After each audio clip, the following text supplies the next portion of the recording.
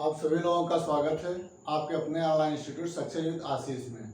आज का हमारा आधुनिक भारत के इतिहास में 8वीं क्लास को हम पढ़ाने जा रहे हैं और 8वीं क्लास में हम आज डिस्कस करेंगे बक्सर का युद्ध।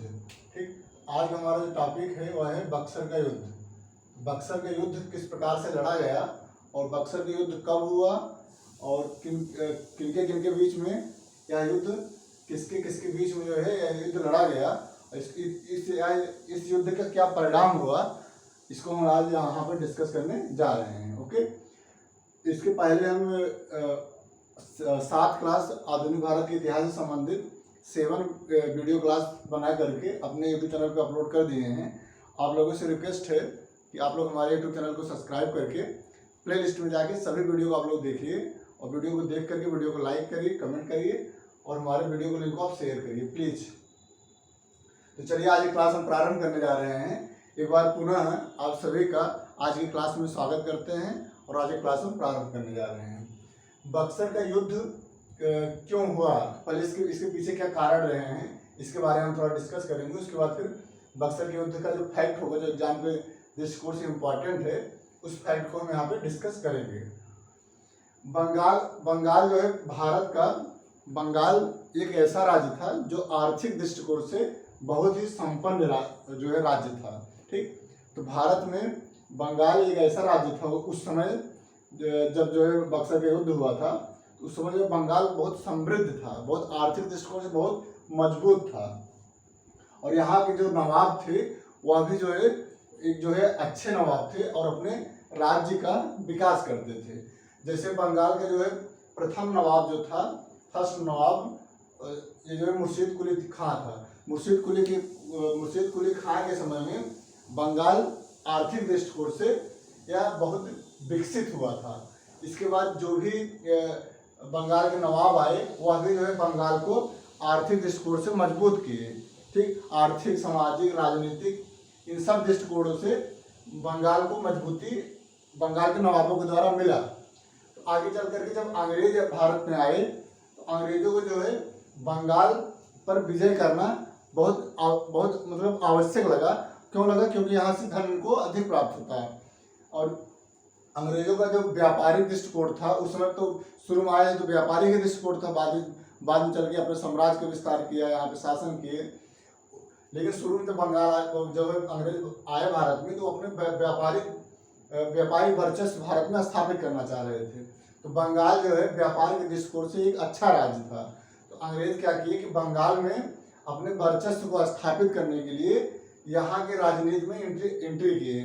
तो बंगाल के जो नवाब थे इनके जो है राजनीति में भी अंग्रेजों के द्वारा एंट्री होता है और अंग्रेज धीरे धीरे इनके जो है राजनीतिक जो पक्ष हैं, जो राजनीतिक और जो है सामाजिक इनका जो है वर्चस्व है, उसमें जो है इनका जो है दखलंदाजी अंग्रेजों के द्वारा होता है।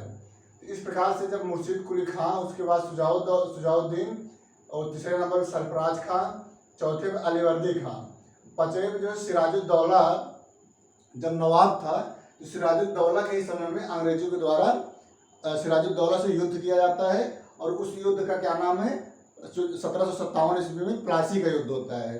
तो प्लासी का युद्ध जो है अंग्रेज और सिराजुद्दौला के मध्य होता है और यह युद्ध जो है एक प्रकार से कहा जा सकता है, जो प्लासी का युद्ध 1757 में हुआ था, यह युद्ध न होकर के एक धोखा था, एक जो है षड्यंत्र था।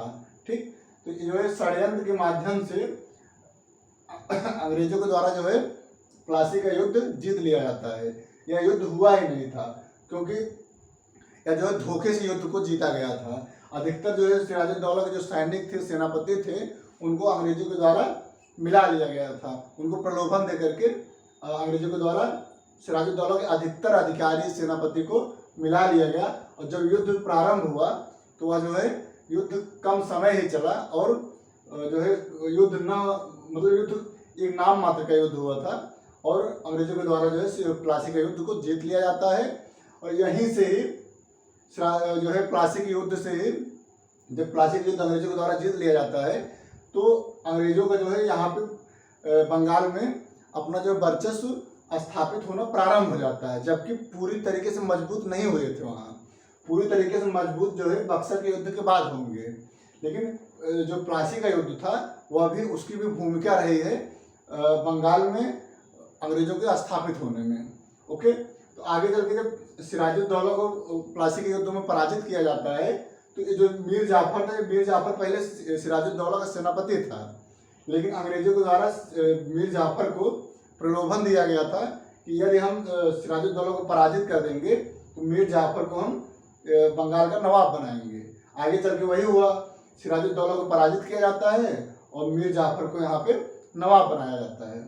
मीर जाफर से जो संधियाँ अंग्रेजों के द्वारा की गई, अधिकतर संधियाँ जो मीर जाफर अंग्रेजों को प्रदान किया, जो संधि में जो शर्तें रखी गई थी कि सिराजुद्दौला को पराजित करने के बाद मीर जाफर यदि नवाब बनेगा तो अंग्रेजों को क्या क्या सुविधाएं देगा, तो मीर जाफर जो है सभी सुविधाएं लगभग जो प्रदान कर दिया अंग्रेजों को।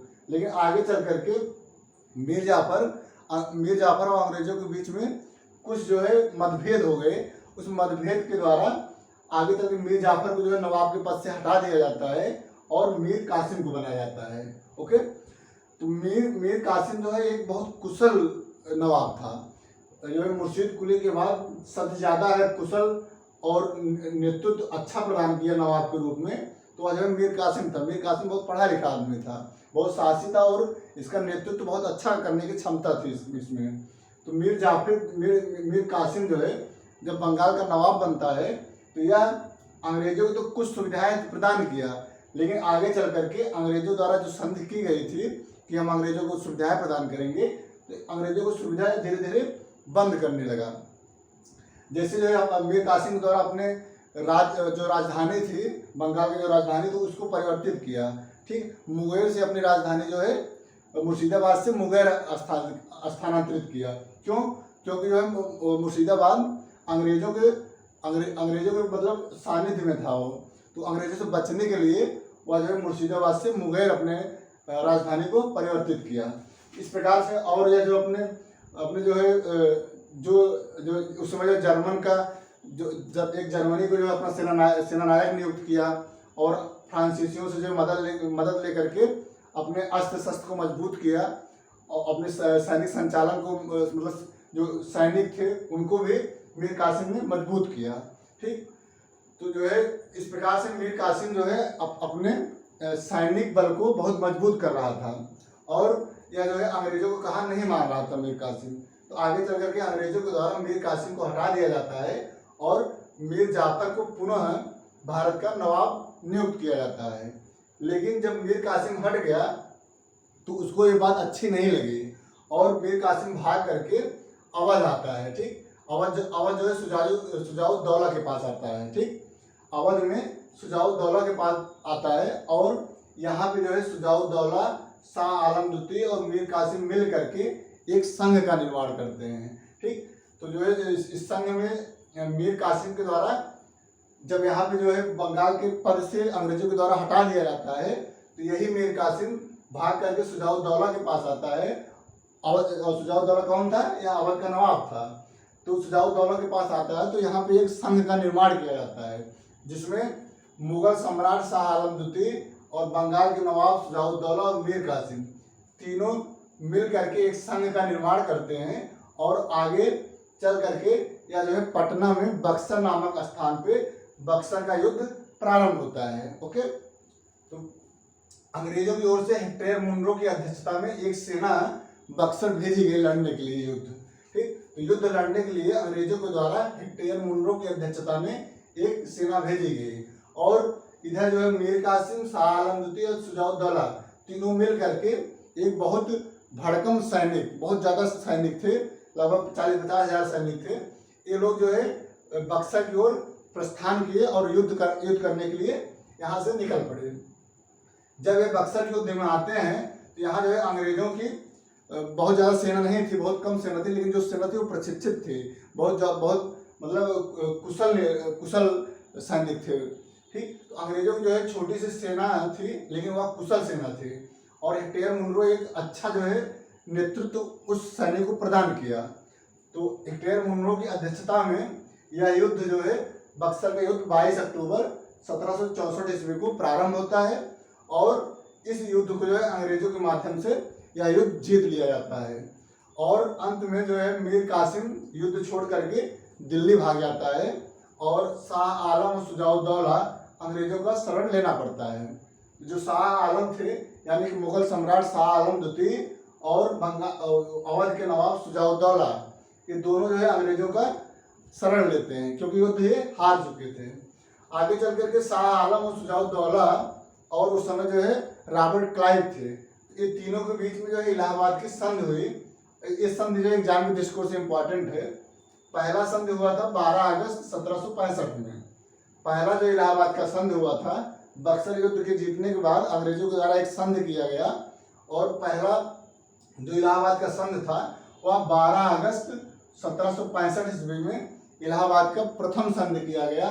और यह संधि जो है शाह आलम द्वितीय और बंगाल के नवाब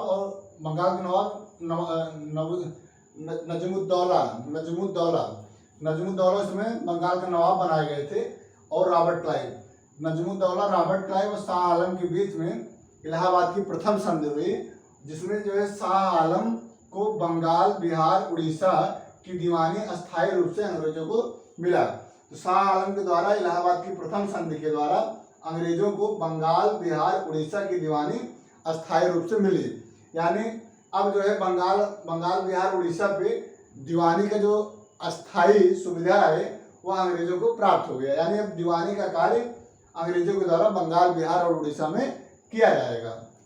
सम्राट को इलाहाबाद एवं कड़ा का जिला मिला। पहले जो इलाहाबाद और कड़ा का जिला अवध के नवाब सुजाउद्दौला के पास था, लेकिन इलाहाबाद की प्रथम संधि के द्वारा ये जो है इलाहाबाद और कड़ा का जिला मुगल सम्राट शाह आलम द्वितीय को प्राप्त हुआ। आगे जो है अंग्रेजों के द्वारा 26 लाख वार्षिक अंग्रेजों के द्वारा सम्राट को देने का वादा किया गया। यानी प्रत्येक वर्ष 26 लाख रुपए जो है मुगल सम्राट शाह आलम द्वितीय को प्राप्त होगा। अब जो है आगे जो है इलाहाबाद की द्वितीय संधि हुई। इलाहाबाद की द्वितीय संधि जो है 16 अगस्त 1765 ईस्वी को हुआ था।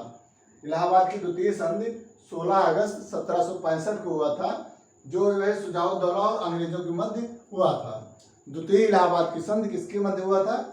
अवध के नवाब सुजाउद्दौला और अंग्रेज रॉबर्ट क्लाइव के बीच में हुआ था। ओके, अब इसमें जो है जो अवध का नवाब था सुजाउद्दौला, वह इस जो है संधि के माध्यम से 50 लाख रुपए जो युद्ध हर्जाना के रूप में, युद्ध की क्षतिपूर्ति के रूप में शाह आलम सुजाउद्दौला को अंग्रेजों को प्रदान करना पड़ा। यानी कि अवध का जो नवाब था सुजाउद्दौला, वह इलाहाबाद की संधि के माध्यम से, इलाहाबाद की द्वितीय संधि के माध्यम से अंग्रेजों को जो है 50 लाख रुपए, अंग्रेजों को 50 लाख रुपए युद्ध क्षतिपूर्ति के रूप में प्रदान किया। और जो है जो अवध का जो इलाहाबाद और कड़ा का जिला था, इलाहाबाद और कड़ा का जो क्षेत्र था, वह जो है वो मुगल सम्राट शाह आलम द्वितीय को प्रदान किया। और अब यहीं से जो है अवध की सुरक्षा अंग्रेजों के द्वारा प्रदान किया जाता, यानी अवध की अब सुरक्षा अंग्रेजों के द्वारा किया जाएगा। तो इस प्रकार से जो है अंग्रेजों के द्वारा इलाहाबाद की संधि के माध्यम से लगभग पूरे भारत में अपने जो है व्यापारिक, राजनीतिक वर्चस्व स्थापित करने का एक सुनहरा मौका मिल गया।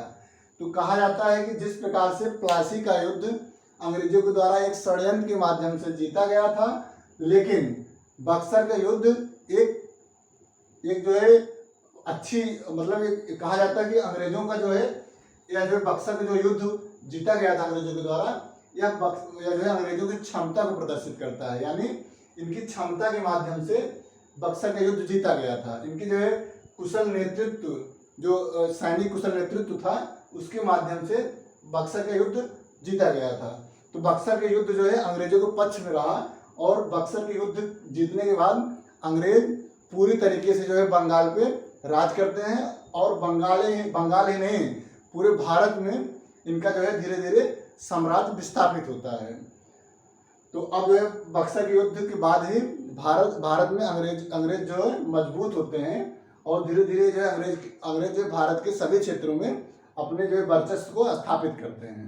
ठीक, तो आज का हमारा जो क्लास था वह था बक्सर का युद्ध, और बक्सर का युद्ध किस प्रकार से लड़ा गया, क्यों लड़ा गया, कहाँ लड़ा गया, इसका परिणाम क्या हुआ। इससे संबंधित आज का हमारा क्लास था। अब इसके आगे हम एक नया टॉपिक आधुनिक भारत के इतिहास में हम डिस्कस करेंगे। आज क्लास में इतना ही। आप लोगों से रिक्वेस्ट है कि प्लीज़ आप लोग हमारे इस वीडियो लिंक को आप शेयर करिए और यूट्यूब चैनल को सब्सक्राइब करिए प्लीज़। तो आज क्लास में इतना ही। बहुत बहुत धन्यवाद। Thank you so much.